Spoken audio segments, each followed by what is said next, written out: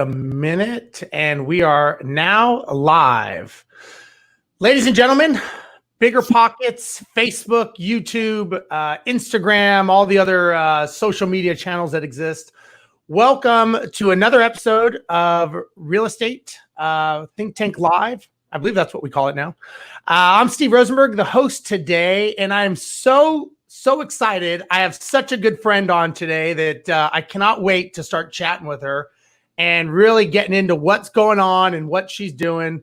I know she's probably more famous than everybody on BiggerPockets and everybody existing, so I'm sure she does not need anyone's introduction. But today we're going to talk a lot about what is going on in the industry, how people that are just, out there every day grinding, killing it, still are doing pivots and are actually becoming more successful and getting more business because of a lot of things. So if you're watching the show on YouTube or if you're watching it on Facebook, give us a thumbs up. Let us know where you're from. I'm here in Houston, Texas. Kara is in Scottsdale, Paradise Valley. What do you consider? Yeah, exactly. Okay. And so let us know where you're from and kind of what type of real estate you're doing, because at the end of the day, we're all in a very small fishbowl called real estate, and we all just do different things. And so I think it's important that we all kind of hear what other people are doing, what deals you're doing, what deals you're working on, all that kind of stuff. So make sure, you give us a thumbs up, because obviously Facebook likes that, which keeps me invited back if I get views. If I don't, then I suck, and then they don't ask me back. But we have people from all over. We will have people from all over. They will be from all over the world, actually, believe it or not. We will get people from everywhere on this show. Love it. Yeah, it's very, very cool. And so just imagine yourself having a job and in a career business, and all of a sudden one day you basically decide that you don't want to do that business anymore and you want to go down a different path. And that different path that you're going to go down is called real estate. And you jump into this, and you are now swimming with these big sharks in this real estate world. And not only are you swimming with them, you're actually starting to dominate in that world. And then you pivot and do two different types of verticals in this world.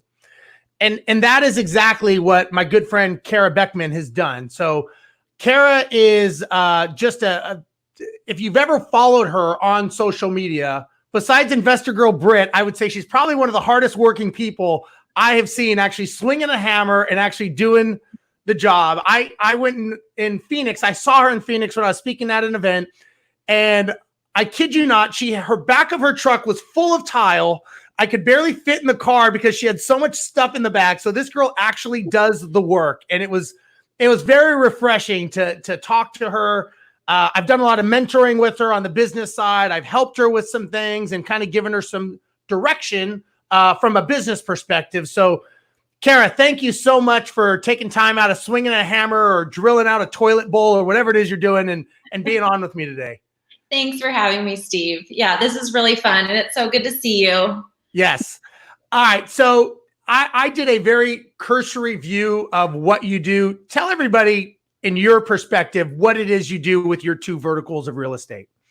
So, yeah, I mean, it's almost exactly like what you said. I went from this daytime job. It was a 40-hour plus job that I really did like. I was there for almost 5 years. And if you heard my story on BiggerPockets, I was there working, and I constantly was getting overlooked for a raise and a promotion, which looking back, truly is the best thing that could have happened to me. Absolutely. So if you are in one of those positions right now where it just feels like the weight is so heavy on you, it could be a blessing that you won't even realize until, years down the road. But that really was such a blessing. And I got to this point where being in that position another 6 months was no longer acceptable for me. And I've always been very creative. And so I finally just dove in.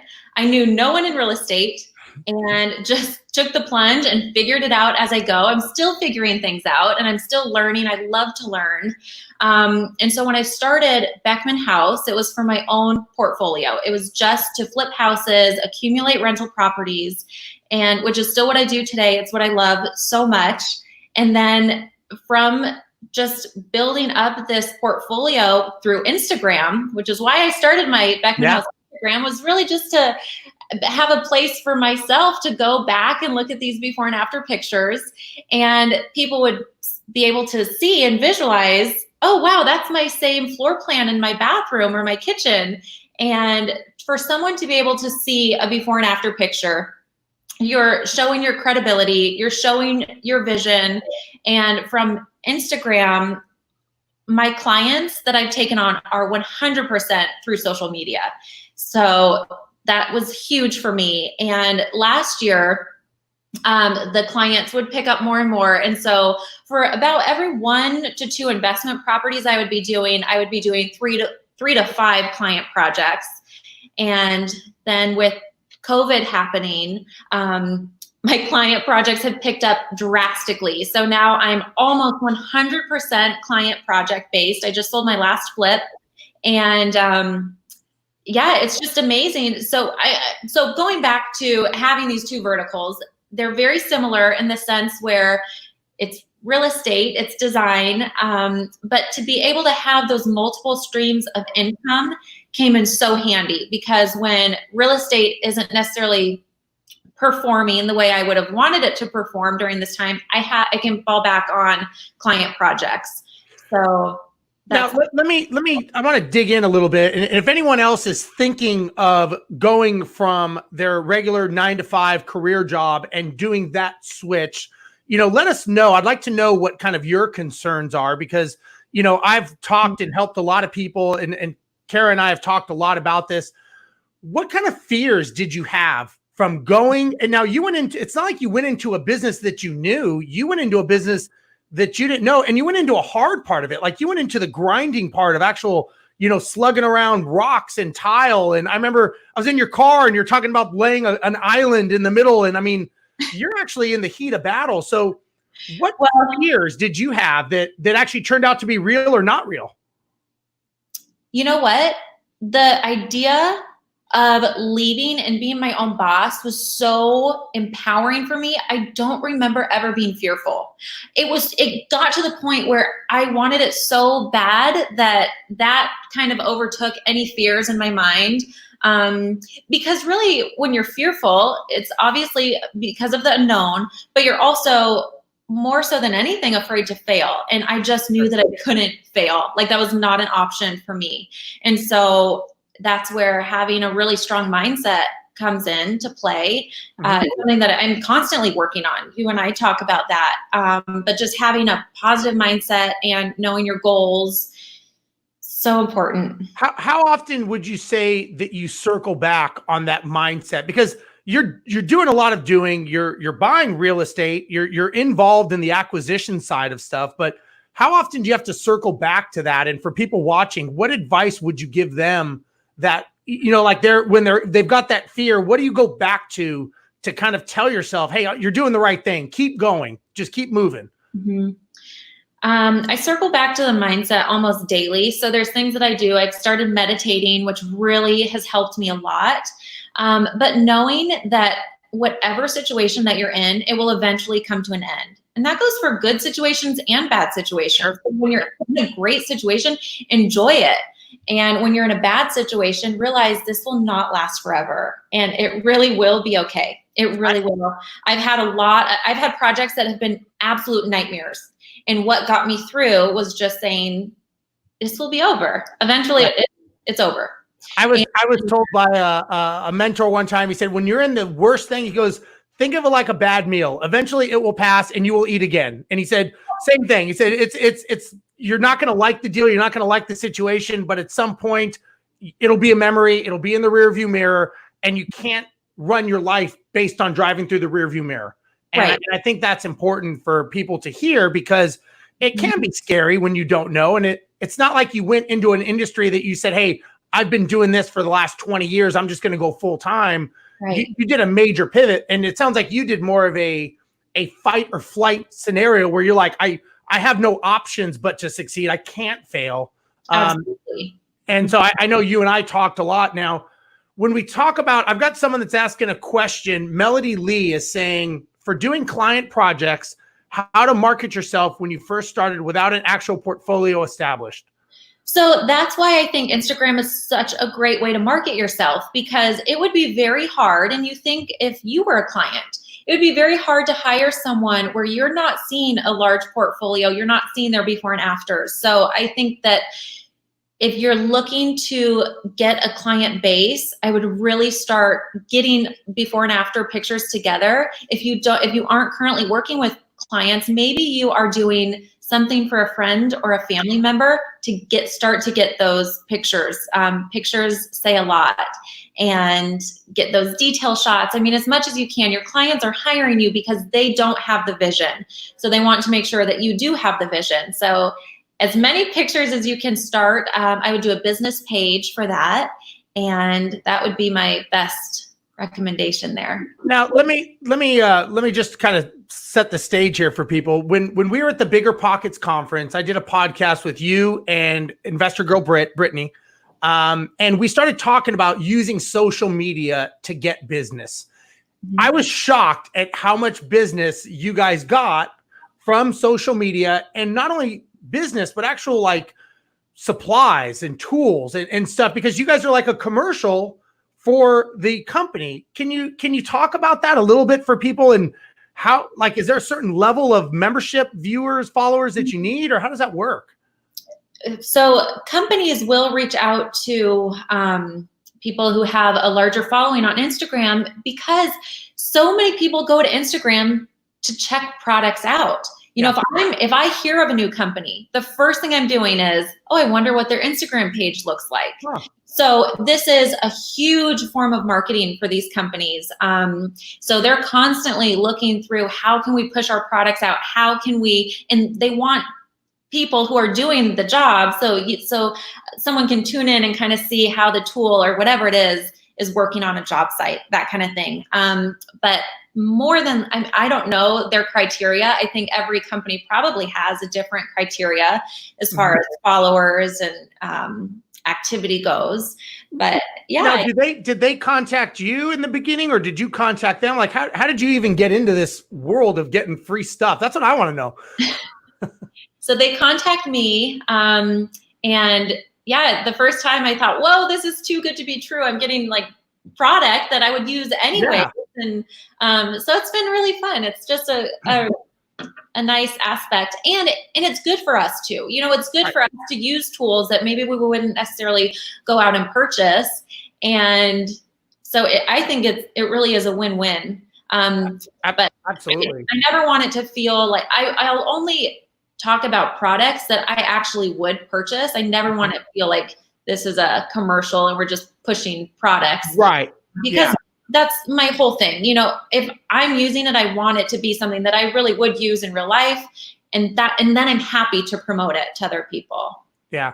Now, let me ask you this. When you and I had done some conversations, and I did some mentoring with you and some talking, and, you know, we decided that you really love owning the real estate, but you realized that the jobs were kind of a means to get you to the money to buy more real estate. That's the kind of fed itself. When I was working full time? Well, when we're talking recently, and we decided, okay, well, do it as a goal to get you more real estate so that you can hold more. And now we're saying, okay, because of everything going on, are you not buying anymore? And now you're just, your jobs are just exploding. And is that because of social media? Yes and no. So I still love real estate investing. Right before COVID, I purchased a duplex. And the reason I purchased the duplex is because it was zoned for 7 units. And on my last BiggerPockets episode, I said my goal this year is to own 10 rentals. So I was so excited about this duplex, because having those, I would have to build out these 7, but having the 7 units, I already had 3 rentals. So I was like, that's my 10. This is perfect. So I get this duplex under contract, go to the city, find out it's zoned for 9 units. So bonus there. The plan was, as soon as I closed, we were going to start to develop that. And then COVID happened. So you have to pivot, right? So I had tenants in place. So it's already cash flowing. So I thought, okay, that's okay. I'm going to go ahead and buy the duplex. we'll have these tenants in place. We'll have them go through their lease period, and then we'll start the development period later, which is okay. You don't have to rush something just because that was your plan. So kind of fall back on plan B. So I still have that, that I do want to start working with an architect to at least get those renderings started. And that will be a big project once that does start. I sold my last flip just a few days ago, last week it closed. And honestly, if another great deal comes through the pipeline, I'm all over it. I definitely still love flipping houses. I love the fix and flip model. And it just so happened that clients were contacting me and they were great projects. And I am still selective on projects that I'll take on. But it's just kind of happened this way where now I have so many client projects that are keeping me very busy. So, but I definitely think I'll still take on another investment property this year. And you were saying earlier that you're getting a lot of, you get a lot of business because of your social media. Like you get a lot, I mean, do you do any other marketing for your business, or is it all inbound from social media stuff? It's 100% from Instagram. Really?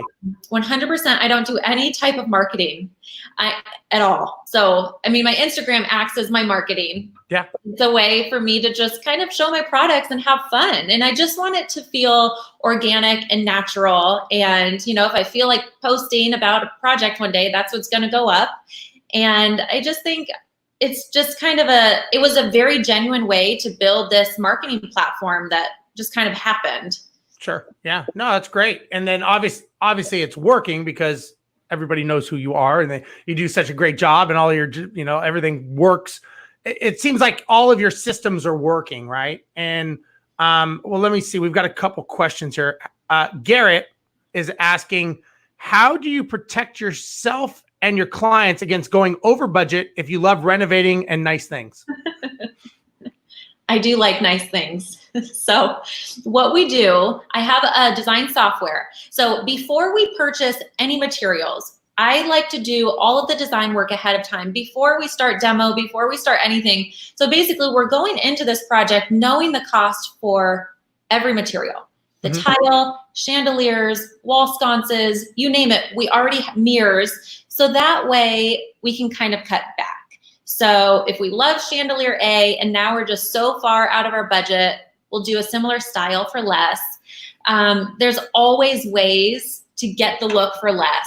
And flipping houses, you have to be good at that because, you can go with this beautiful, expensive, all of your materials and you're not going to make a profit. So that's one thing that I like to pride myself in, getting the look, but saving where you need to, and then spending a little bit where it counts the most. Do you have to have certain conversations with the client when they start wanting fantasy land and then you're in reality of what they're budgeting for? How do you balance those two? You got to get along with them. You got to give them customer service. You want to give them a good product, but what they discussed initially and what sometimes ends up happening are two different things. How do you deal with that?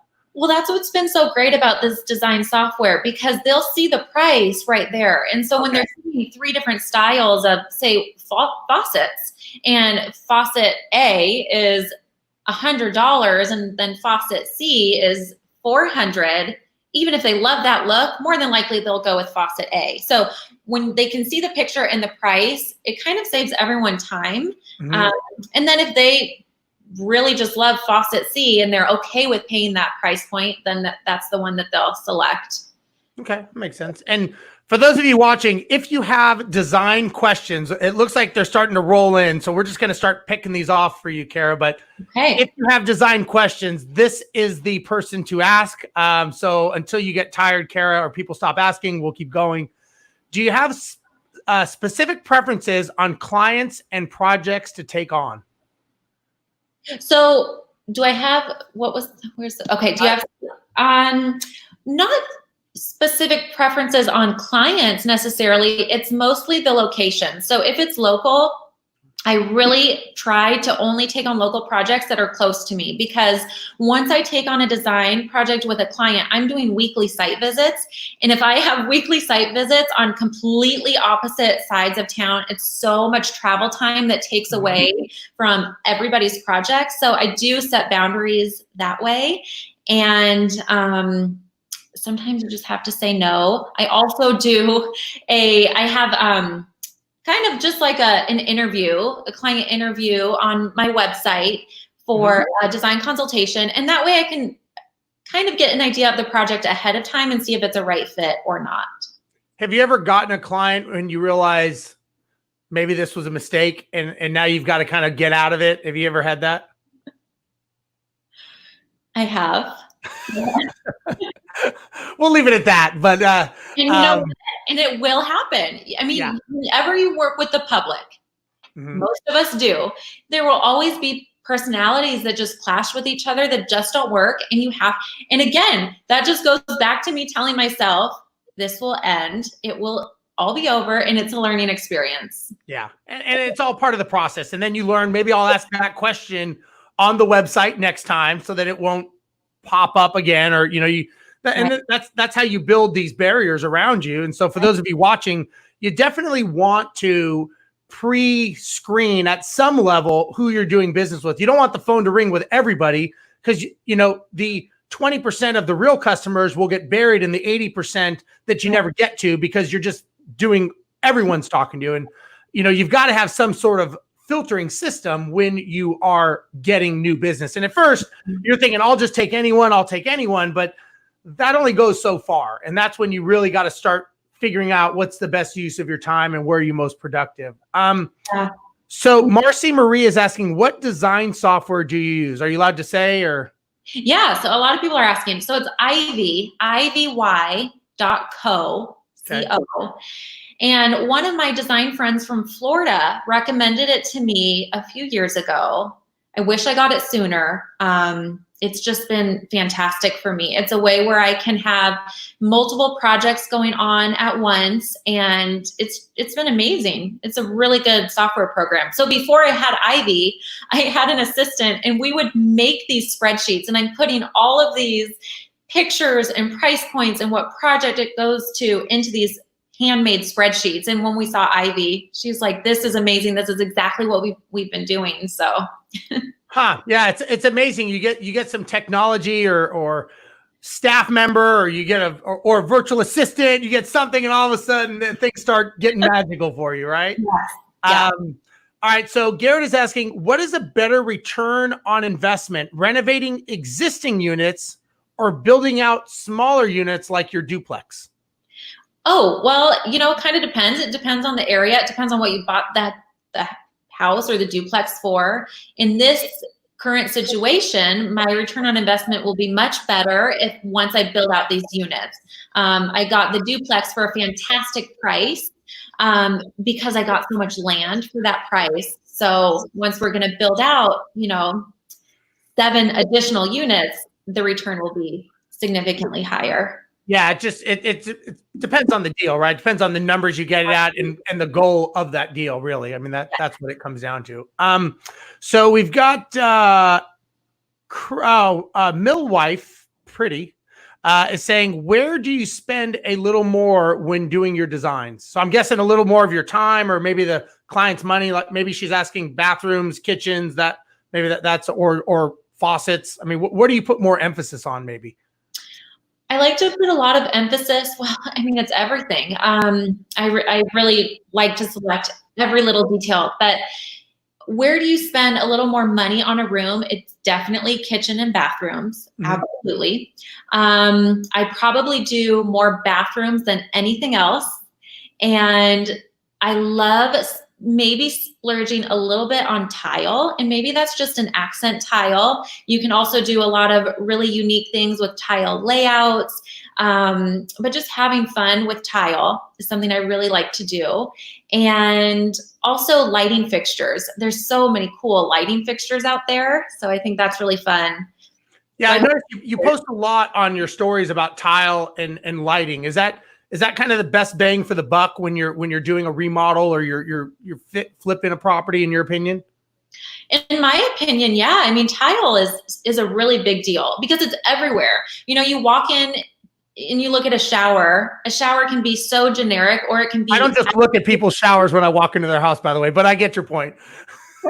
Well, you might now. Yeah, maybe I will now. Exactly. Yeah, I just love tile. I like having fun with it. I'll do different colors. I'll do a different pattern on one wall. We have some really cool designs coming. So I'm so excited for some of these before and after pictures. And it's all with tile. That's where I start my design. It always starts with tile, and then I play off of that. So if you were gonna, I don't want to say cut costs, but if you were talking to a client and they were saying, hey, I've got this much budget, and you're saying, hey, push all in on tile and lights, where would you say probably not as much importance and you could save some money on? Okay, so you can save some money on like door handle styles. Door handles can range drastically. Maybe your brand of paint, that can also range drastically. You can also do a lot of really cool things on Amazon. Like Amazon has great selections for hardware and even some lighting fixtures. So that's a really good way to save some money and still get a really cool design. And there still is inexpensive tile where if you have fun with the layout, it looks really elegant and a little more expensive. Okay. And I'm curious if anybody watching, I'd like to know if anyone has done this and maybe had it not work out the way you wanted. So have you done a deal and you went into the rehab situation or a flip and everything just kind of went sideways? And I'd be curious to hear what and why, and maybe we can ask Kara, we can get her opinion, because I would like to know, and I'm sure other people would like to know, maybe what went wrong in the design phase. Now, Stephanie from Houston is asking, part of what you were saying is, where do you find your inspiration for your designs? Kind of, it's funny because I get asked that a lot. Whenever I used to travel a lot, I haven't for the past year, but I would get a lot of inspiration from travel. But quite honestly, I get a lot of bathrooms or something, or what? Like, see the tile there? Definitely. That's exactly what I'm talking about. I actually get a lot of inspiration once I'm in the creativity mood. So if I'm in a tile store and I see a tile I like, and then I start pulling more tiles, then I just start to get ideas, and you're actually seeing tile. And that's how a lot of my designs start.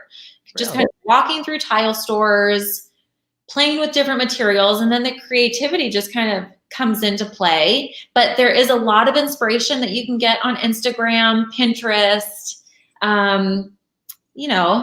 But I think, so, I mean, whatever somebody needs to do, like you don't sit in a dark room in the dark and light candles and kind of touch tile and stuff, right? I mean, you have a process that you do, obviously, that seems to work, and everybody has their own process, but just seeing the visuals of stuff, it sounds like, or walking other properties or doing things like that, it sounds like gives you inspiration, especially nowadays with social media. There's tons of ways that you can find other inspirations of stuff, Absolutely. Yeah. But I really think once you're at a tile showroom, you will get so much inspiration.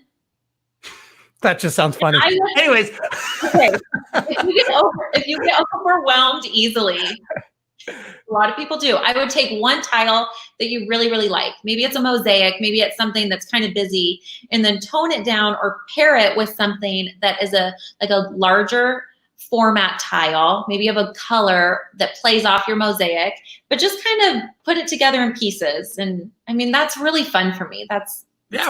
And obviously you've got a knack for it. Now, Thomas is asking, should you use hardwoods or vinyl planking? Okay, so that would depend, I think, on the price point of the home. If I could put hardwood in all of my homes, I absolutely would. I would probably go with an engineered hardwood floor.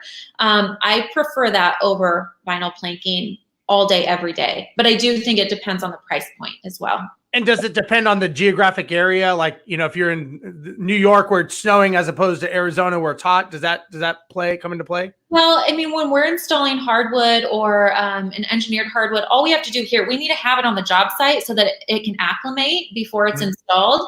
That's really about it. Okay. Yeah. Makes sense. All right. So Melody is back with another question for you. She's got some good ones. So Melody wants to know if you could share 2 flip lessons that you've learned. I'm sure that everybody probably has 100 that they've learned when they've done it. And I'm sure other people have, but what are some that you've learned? Okay. Some that I've learned that come right to the top of my mind are having budget trackers from day one. I have them on my website. They're very simple, but you are just taking the time and you're putting in every single dime that you spend on that flip needs to go on your spreadsheet, because it is so easy to not input a $10 receipt from Home Depot, a $12 receipt, and those add up just as fast, and then you're over budget. So when you are constantly inputting in your receipts, you always know what your total is at for your rehab.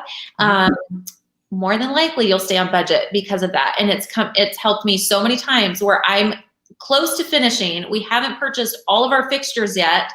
And then I'll have to switch from like a lighting fixture that I originally wanted to use to something less expensive so that I can stay on my budget. So that's number one.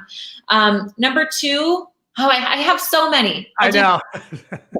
So number two, to this day, I have go-to general contractors, but I still interview more contractors.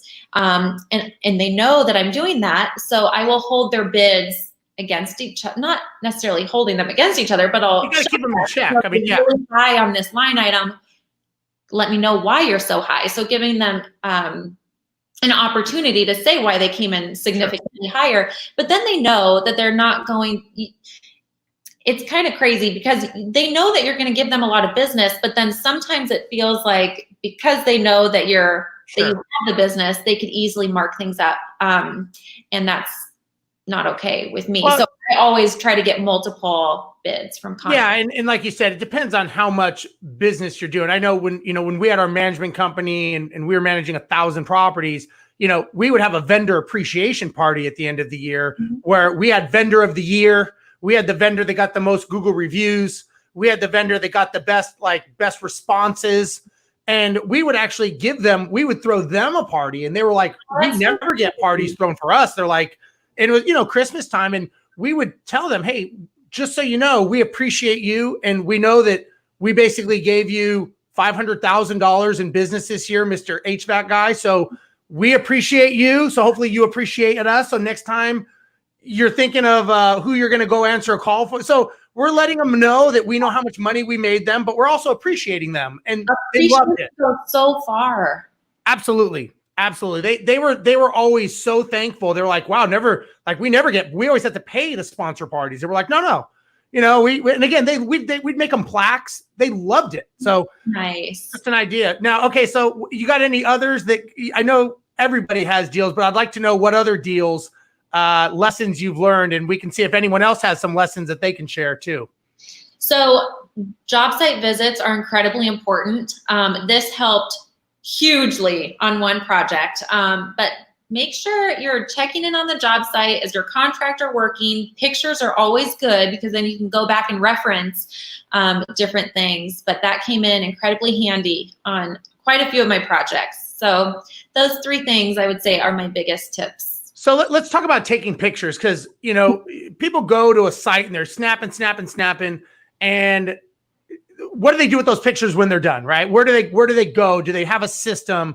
I know I was talking, Tarl was telling me he's got a very specific system, goes around the house a certain way, very, very wants every joist, every picture, and then those go in a file. And then he's got another file. Do you have a system like that is the same every time, or how do you do it? So not necessarily quite like that where I'm walking the house the same direction, but I do have different folders on my phone. So I have so many folders on my phone for each project.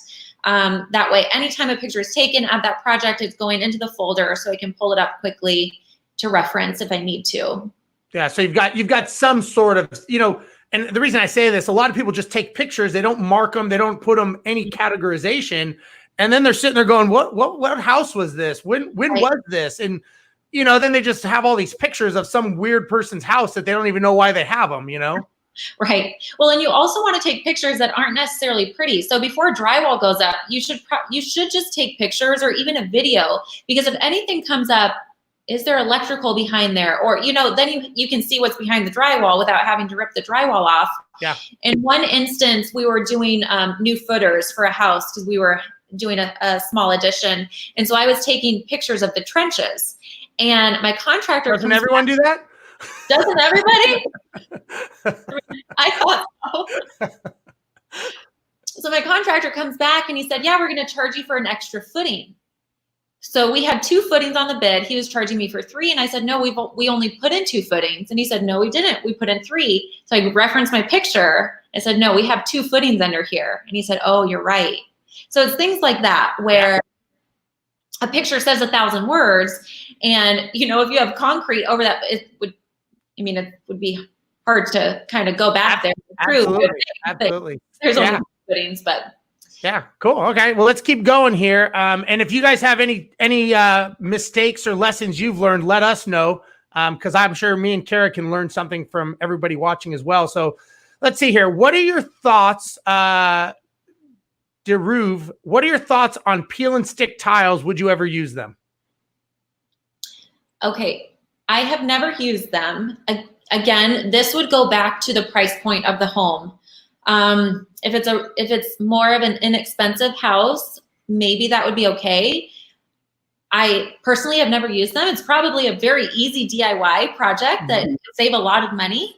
And I know that there are some really fun ones out there. So I would say probably just if it's an inexpensive home, I would not do it in a shower or a wet area. Maybe this is like a kitchen backsplash or like an accent wall kind of thing. Got it. Okay. All right. Melody's she's kicking hard here. Melody's got another one for you. So good job, Melody. What are some cost-effective ways to refresh existing floor tiles without demoing them? Miss Tile Queen, you have the floor. Well, one thing I did, now this was back-breaking, so I will forewarn you, but I did completely. So I had this travertine entryway and my budget was tight on this flip. And so I couldn't demo it out and lay new tile. So I painted it. So I painted all of the tile, the grout lines with a white concrete paint. And then I stenciled over every single tile. It turned out beautiful. And then I sealed it with this epoxy sealer. That was really cool. It was really inexpensive. It also took me 3 days and I could hardly move after. So how do you learn to do this? How do you learn to say, you know what, I think I'll stencil this and then epoxy it and that should work? Like, where is this information? Well, you could definitely look it up. So I had painted a garage floor before with the same concrete paint. So that's why I went with the concrete. And I also did concrete because it was an exterior entryway. So it's weatherproof. But interior, I would probably still use concrete because it was just the concrete paint. Because it's hard. It's, used to high traffic. It's good for high traffic areas. I'm just curious if anyone else watching has done things like this. Cause I'm not a flipper. So I'm a buy and hold kind of long-term. These things, they're great. I think it's awesome. I just don't know if I would think of these things as I'm going through a flip process. I get the phone call from the contractor, GC, and he's like, we got to do this, this, and this. I'm like, okay, get it done. I wouldn't think like, hey, I know what we'll do. We're going to stencil this and then we're going to epoxy it. I'd be like, I don't think you should be on my job anymore. But anyways. All right. You know who did that after Maria from Finland? Oh, really? So she did it in a bathroom and we were laughing because she's like, my back is killing me. And I'm like, I know. Sorry. No chiropractor included in this job site. All right. So Leslie here is saying, how do you find properties? Are they all or most on the MLS? That's a good question. Yeah, I still find a lot of my properties from the MLS. So when you're finding properties on the MLS, what I like about that, I don't have to buy them all cash. Whereas if a wholesaler is coming to me, it's a 7-day close, you're talking all cash or hard money. Whereas a house on the MLS, you can usually finance it. It's a 30-day close. With the MLS, I look for value add deals. So that's where I found the duplex. The duplex was on the MLS. The value add there was the size of the lot. And I knew with that size of the lot, there has to be something that you could build on there. So that was a great value add. Or I'm looking if they have a huge side yard and then maybe I can do an addition there. Or is there an area where I can turn a 3-bedroom house into a 4-bedroom house? So, and I'm a huge believer in just put in an offer. You never know someone's situation and what they're willing to accept. So that's why I think the MLS is still a great place to find deals, or more importantly, make a good deal. Yeah, I completely agree. And you know, what you see, the vision you see, don't assume everybody sees that vision. So you saw the duplex and you saw the ability to put 7 more on there. Don't assume that everybody else sees that same vision or even wants to do that vision. And they go, oh, it's not a good deal for a duplex, but you're looking at this from a much different perspective. And so you're so right. I mean, you don't go into MLS jail if you offer too low. You know, you get turned down, you get denied. I mean, it's very, very simple. It's not this big process. People think like they're going to come and beat you up or something.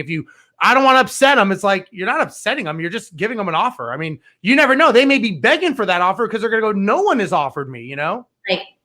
My first deal ever was my first flip was on MLS, and I put in an offer 50,000 below ask, and they accepted it. So you just never know. You never know. You never know. That's such a good, valid thing that I think a lot of us forget. Sometimes we get so smart, we talk ourselves out of what is a basic thing to do, and that's just throw an offer. And don't throw one, throw 100 of them because you're going to hit one, you know? Yep. All right. Kidrick is asking, what are the best flips for forced appreciation of a property? I'll let you take that one.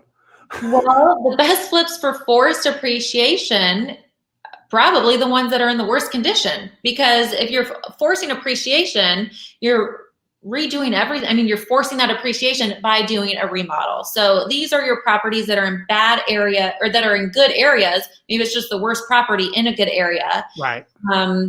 That's pretty much what I do with all of my flips. You know, I'm very selective on the zip codes that I'll purchase a flip in, and they're a little bit higher of a price point. So I need a home where I can force that equity. So they're not remodeled at all. They're usually 70s, 80s style homes, and just going in there and completely gutting them and bringing them up to 2020. Yeah. No, I agree. So Milwife is, she's asking, it's a valid question. How do you balance the negative concept of lowballing with getting a good deal? I keep hearing we shouldn't lowball. So I'll give you my opinion is that when you own a piece of real estate or you're buying a piece of real estate, you're in business, and business is predicated on numbers and data. It's not predicated on how we feel. So feeling never comes into play in a business situation. It's a business transaction, and you should run your business based on numbers and based on facts. And in my opinion, you've got to buy a property based on what your end result is. If you're going to flip it, if you're going to rent it, whatever it is, and you work it backwards. And that is a number, and that is not tied to any emotions, and it's not tied to any feelings. And again, this is a business transaction, and I would caution you from turning that into an emotional transaction by letting feelings come in, because just like Kara said, you never know what the other person's situation is. You may be helping them get out of a situation because they're in dire straits and they need money. Maybe it's not even their property. Maybe they inherited it and it's a big problem for them. So I would caution you to do that, only because if you overpay for a property, now it becomes your problem. And when it becomes your problem, all the rules change. And don't assume someone's going to overpay for you because you overpaid for someone else. So Kara, what are your thoughts on that? I mean, it's exactly right. I never try to get emotional with these flips, especially when I'm making offers to purchase them, because if the numbers don't make sense when I'm purchasing, they will not make sense when I'm selling. So it is strictly numbers. And if you can afford to come up on your offer, and if that is more comfortable for you, go for it. I heard this quote that said, and this is a very different mindset, but it said, if you are not embarrassed by your offer, it's not low enough. So maybe if you want to come up from that embarrassing offer. And if that still makes sense for your numbers, go for it. But you're making your deal on the buy. Absolutely. I 100% agree. Gerrit is asking, elaborate who is on your team and what role they play. That's a great question. So I have 2 employees.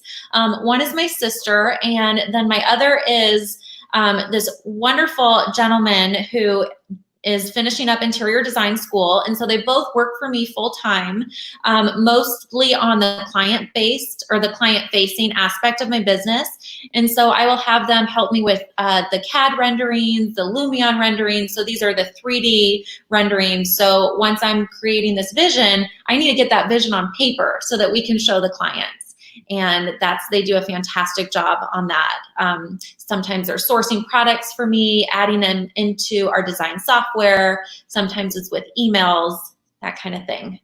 And the gentleman, the one that I met in Phoenix, you got from like he came from an intern, didn't he, or from a college at first or something, didn't he, or no? We met at it was a marketing event here in Scottsdale, and it was just for all of the vendors and designers in the industry. And what I thought was so great about him was he was so persistent.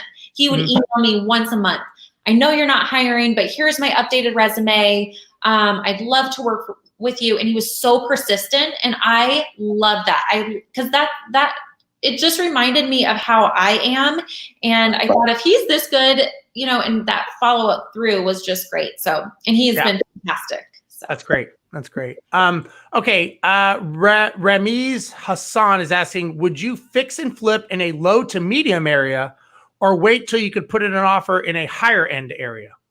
I would definitely flip in a low to medium area. I think your profits can be just as good, sometimes better in a low to medium area. And I try to not go into such a high-end market because your buyer pool gets smaller. You think every $100,000 you go up, there's just a few less buyers that can afford that. When you have that sweet spot, you're going to have a lot more buyers. You'll probably sell the houses faster. So I think if your numbers make sense, I think that's great. Yeah, I think that, when it comes to properties, it's the velocity of money. It's getting your money to return back to you as quickly as you can. So the numbers will dictate the deal and the return of what you will sell it at. So, whether you're buying something for, and obviously it depends on the city you're in. Scottsdale is much different than, a rural town in the middle of the country. So you've got to think of that. And more importantly, I think, and correct me if I'm wrong, Kara, is you really got to think about the exit strategy of what's the exit point of this thing. And is that an acceptable margin for you? And is that a realistic number? I mean, how many people do you know, Kara, that overestimate what they think they can get for a property only to find out after they've purchased it, rehabbed it, done everything, and they realize, I can't get what I wanted for this. Is that common? I mean, I'm sure a lot of people have this problem. I know personally that have. Well, probably. And that's one of the main reasons why I like to stick with this area that I know, because I can run my numbers faster. My ARVs, my after renovation values, are always going to be very similar. So it's not random numbers that I'm just hoping for, that I'm hoping that we'll get. They're backed by flips that I've done in the past that are, within a mile radius from one another. So there's a lot of people that it might be a great deal in a town that I'm not familiar with, but I will pass on it because if I don't know the numbers, it's just not worth it to me. I'm not going to take a gamble. Yeah, you stay very focused in a concentrated area, correct? Still? Mm-hmm. Yeah, I still do. Okay. So Daruv is asking, what renovations provide the greatest return when refinancing? Interesting. It's a good question. That is a really good question. I've done the BRRRR strategy on condos before, and it actually worked out really, really well. So I don't know if there's really, you just want to make sure if you're renovating that you can be all in. All of the cash that you have in that property is still under that 75 to 80% of your after renovation value. Because if you're going to refinance for a cash out refi, the ideal situation is you're getting all of your cash back out plus some.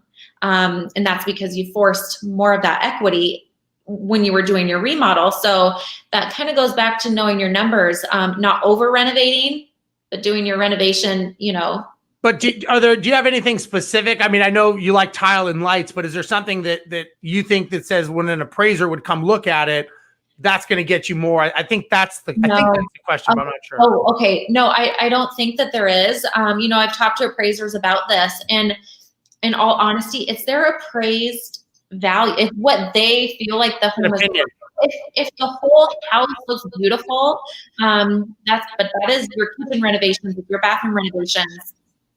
It will more than likely appraise higher. I've even had an appraiser tell me if the house smells good, it's a perception of emotion, right? It's an emotion when they're there. Yeah. Yeah. So make it look beautiful. I'm actually having an appraisal today on one of the properties. So, it's staged. Do you spray perfume before?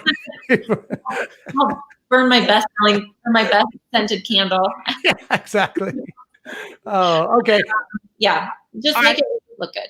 All right. So Milwife, well, you guys, I got to say, there's some pretty good questions here. I'm pretty impressed by the questions they're asking.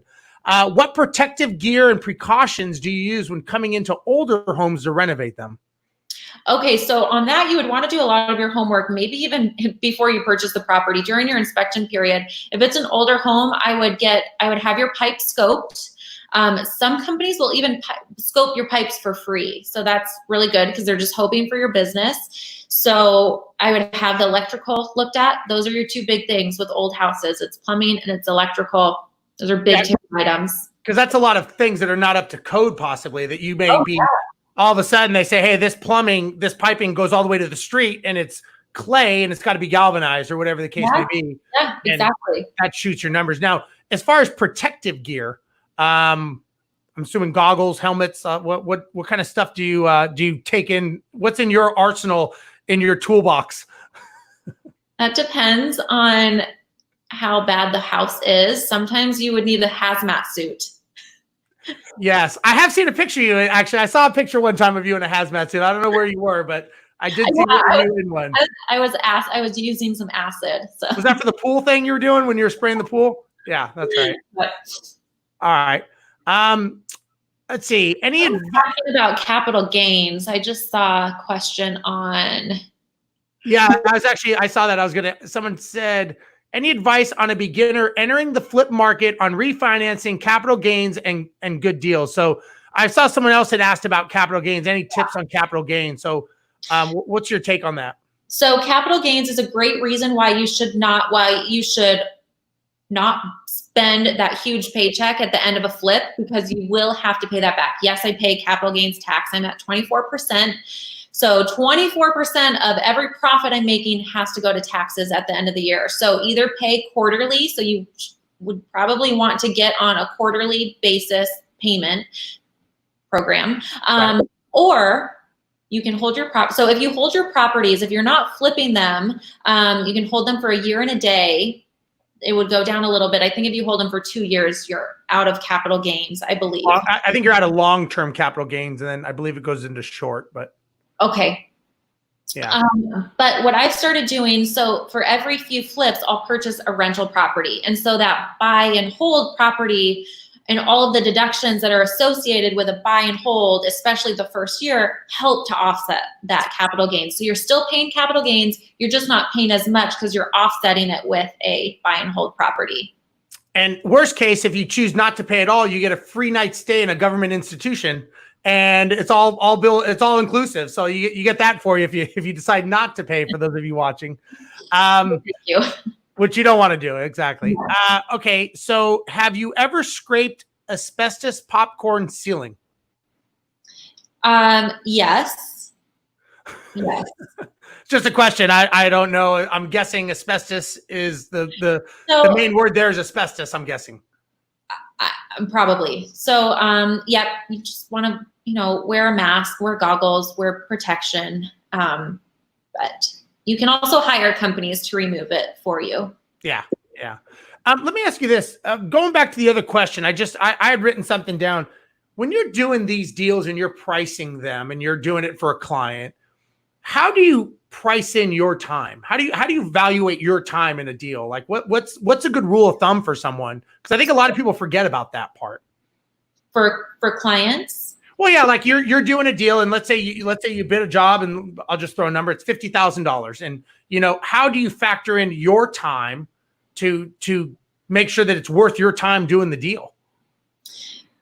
Well, if I'm working with clients, so basically it kind of comes down to a few different things. It's how many rooms that we're doing, the client budget as well. But as far as how I factor in my time, when I first started working with clients, I was strictly on an hourly basis. Mm-hmm. So every time I'm driving to the job sites, every time I'm walking the job sites, sourcing product, I'm charging hourly. And then after at least a year of doing this, I kind of could see the average. So the average amount of time I'm spending on a bathroom, that's my new starting rate for a bathroom. And it's just a flat rate. It's a flat rate fee. That includes my travel time, my design time, when I'm using my assistants to do renderings, that kind of thing. But that's been a lot easier than doing hourly, because then at the end of the week, I'm submitting hours to clients, which takes more time to do. So it was doing, more homework in the beginning. Sure. And kind of learning from that. Well, and the reason I say that, I know a lot of us sometimes, when we're doing something new, and for people watching that they're doing this and they want to get into this world, sometimes you're just happy to get a job. And sometimes you get a job, or you flip a property, and you realize at the end of the day, you're like, wow, like I made $4 an hour flipping this property for as long as it took me. So, right. I just think it's important that people really think about, okay, now I understand that when you're doing this, you're not getting a paycheck and you're not doing that. But at some point, you have to value your time. And like you said, you've got to start tracking your time. And I know you and I have talked about this in the past, where you got to do a diary, start tracking your time, and just see where your day's going, and see, like, at the end of the day, are you actually making money doing this business, or are you not? And sometimes it's hard to do because you're so excited that somebody wanted you to do a job, and it's a hard thing to really factor in, Yeah, I was thinking about that just the other day. We were talking about that, and I said, one of my good friends told me a while ago, write down what you do every single day, and you'll realize how many hours you're putting into something that is not making you any money. Yeah. And, outsource that, or. Well, that's the key. My opinion is you've really got to see, what are you doing with your time? Where's your day going? And what's the best use of your time?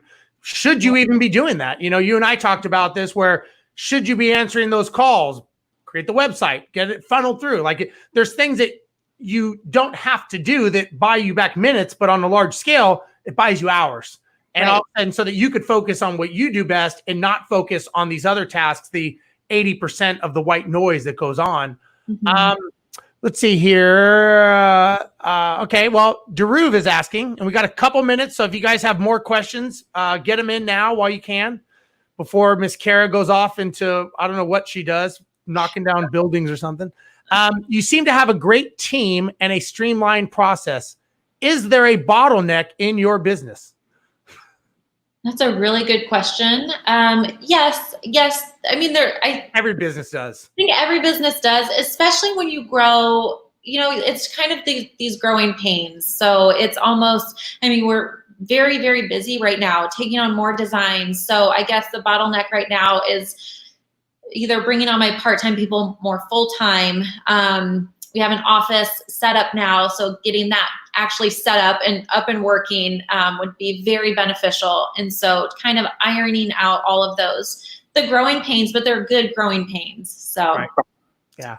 And the thing is, and this is, Kara and I have talked about this in the past, that, it starts becoming her role of having the 10,000 foot view to look down on the team and decide where is the bottleneck and how does she fix it and see it to streamline it, to give the team the tools. And slowly what she's doing is eventually pulling herself out of the business, or at least doing what she wants to do and what she's good at doing, and having the team do the rest. And her job as the leader is actually to foresee these and fix them with either software, people, systems, whatever the case may be, to rectify that. Just like her getting the Ivy software or getting some assistance, and she'll get to a point of saturation that it's either a people problem or a system problem. And then she needs to make a decision. I need to add more people, or I need to add more systems. And that's how you keep growing. But Yeah. You don't know that you're at that point until you reach that point. You know, you can't, she's not, it doesn't make sense for her to go buy a $40,000 accounting system if she doesn't need $40,000 systems just yet. She will if she keeps growing, but not right now. And so that's, I think, the part that if you're not stretching your systems, then you're not growing. So I would be more concerned if she said, no, everything's good, no problems at all. Then I would say she's not growing fast enough, in my opinion. So that's my gauge whenever I've talked to people is, are they growing fast enough? You can tell by the stress of the team. And in general, they say that when you grow at a very fast pace, 50% of your people and 50% of your systems will break. That's just how it is. Your job as a leader is to find those, fix the people, fix the systems, and keep the thing moving down the road. So that's my 2 cents if you want it. Yeah. All right, we've got time for a couple more questions, and then we're going to have to call it.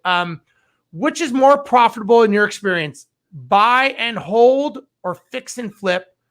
And do you prefer the bigger risk on fix and flips due to the excitement of a place coming together? Ooh. That's a really good question. That's a good question. Yes, I love the excitement of a fix and flip because it's you're just turning profits and like you're being creative. Every single fix and flip is different. It's a new creative project, and I love that. And then I can take that profit, turn it into another one, and I think it's so fun. Which has been more profitable? I have not sold any of my rental properties. So, I mean, I like the fact that I have that equity and I can pull from it. You know, if I needed to refinance down the line, one of the properties I purchased in 2016, there's a lot of equity in there that I could pull from if I needed to. So it's nice to have that kind of on the back burner.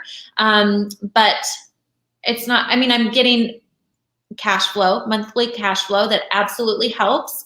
That will also help if you are trying to qualify for a hard money or refinance. And if you've quit your job and you don't have those 2 full years of tax returns, they can kind of go off of your rental income. So that's good. But as far as the big profits, for now, it's a fix and flip.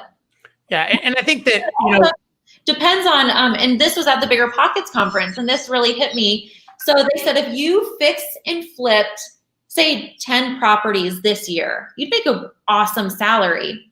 But if you held those same houses for 10 years and then sold them, I mean, that would far outweigh the profit that you made. So it kind of depends on your timeline. Yeah, I agree. And I think it more boils down to, you know, what's the goal of why you're doing this? And I'm a big believer in setting the goals and final destination, because when you have the buy and hold, you're getting cash flow. You're getting someone else is paying down your debt for you. So someone's paying the mortgage down for you. You're getting the depreciation of the asset. You got equity capture when you purchased it. And the biggest thing, which you said, which we all know, is what will that property be worth in 10 or 15 years? So if you flip it, you could be playing the short game. If you buy and hold this thing and you hold this for 10 or 20 years, which is my kind of strategy, is, to me, you're playing the long games. But if you need the money to survive, then you do like you do, which is the smartest thing. You flip a couple, you hold a couple, flip a couple, hold a couple. And then you go through that rotation. So you're getting the cycle of both things. But I don't think one is better than the other. I think it just depends on someone's situation and what your goals are. For me, I don't have the time to do the fix and flip. So it's easier for me to do the buy and hold and put my money in other assets. It just depends on what you're doing and why you're doing it. And that, I think at the end of the game, when the game's over, that's when you go, okay, did I win or did I lose? The answer is it depends on your rules and depends on your strategy and what game you are playing, which is different than everyone else's. And I think that's very important not to get caught up in what other people are doing and what the best thing is for everyone, because everyone's got different goals and different strategies. And I mean, obviously yours is working for you and you're doing amazing at it. And I just want to say congratulations, because you're doing a great job. And I think that if people don't follow you, they should, because you're definitely someone who sets a great example of people that are out there that are just working, figuring it out, and making stuff happen. So I know we are out of time. We went over a little bit, so I apologize. But Kara, thank you again so much for being on. I'm sure everyone knows how to find you, but if they don't, where do they find Miss Kara Beckmann, Beckmann House? Yeah, thanks for having me, Steve. It's always so good talking to you. So you can find me on Beckmann House on Instagram. It's one of the best ways to follow me and reach out. There you go. If you want to follow me, I've got like 5 friends on Rosenberg Steve on Instagram. But anyways, everybody, thank you for watching today. Bigger Pockets. I love doing these shows. I love being able to convey these messages. And for everyone there asking questions, thank you so much. Really, really appreciate it. Next week, I'm going to have your buddy, Mr. John Troutman, on.